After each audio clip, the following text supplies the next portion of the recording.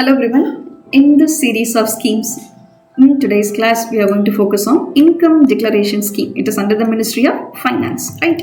So இது எப்போ launch பண்ணப்பட்டது அப்படின்னா 2016 to 17 இருக்கக்கூடிய பட்ஜெட் ஸ்பீச்சில் லான்ச் பண்ணப்பட்டது தான் இந்த income declaration scheme, right?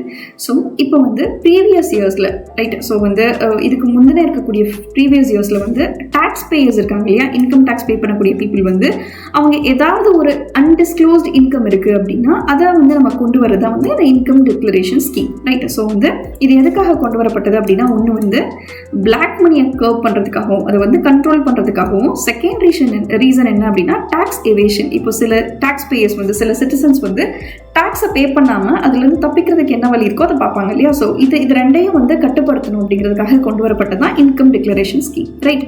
So the objective என்ன அப்படின்னா, இதுக்கு முந்தின ஃபினான்ஷியல் இயரில் எந்தெந்த டாக்ஸ் பேயர்ஸ் எல்லாம் அவங்க இது வரைக்கும் டிஸ்க்ளோஸ் பண்ணாத, அதாவது அவங்க சொல்லாத இன்கம் மூலியமாக, அதாவது வெளியே டிஸ்க்ளோஸ் பண்ணாத இன்கம் மூலியமாக அவங்க டாக்ஸை பே பண்ணாமல் இருப்பாங்க இல்லையா. ஸோ அவங்களாம் அந்த அன்டிஸ்க்ளோஸ்ட் இன்கம் சொல்லி அதுக்கான டாக்ஸை பே பண்ணி ப்ளஸ் அந்த பெனாலிட்டி இது எல்லாமே அவங்க கொண்டு போய் டிக்ளேர் பண்ணணும் அப்படிங்கிறதா இந்த இன்கம் டிக்ளரேஷன் ஸ்கீமுக்கான major aim and descriptives, right?